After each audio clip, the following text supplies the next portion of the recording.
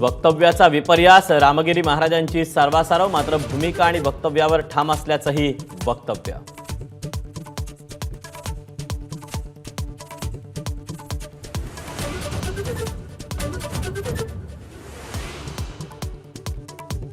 राज्यातील खड्डेमुक्तीसाठी 31 ऑगस्ट पर्यंतची डेडलाईन, तर सोमवारी अहवाल सादर करा अन्यथा कारवाई, मुख्यमंत्र्यांचा इशारा.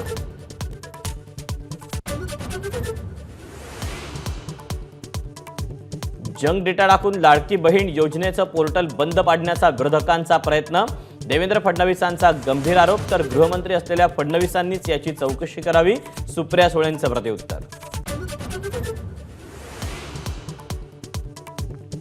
लाडकी बहीण योजनेचे पैसे परत घेणार नाही, रवी राणा, महेश शिंदेंना अजित पवारांनी मंचावरून सुनावलं, तर महायुतीला पुन्हा निवडून देण्याचंही आवाहन.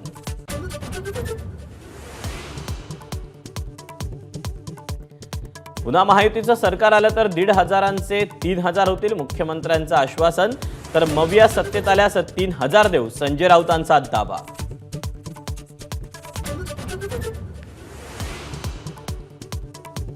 हरियाणासोबत महाराष्ट्राच्या निवडणुका का नाही, तर शरद पवारांचा सत्ताधाऱ्यांना सवाल, तर नोव्हेंबरमध्ये निवडणुकांचे एकनाथ शिंदेंचे संकेत.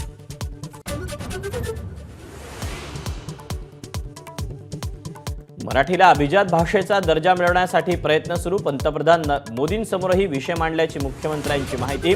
पुण्यात 98व्या अखिल भारतीय मराठी साहित्य संमेलनाचा कार्यारंभ.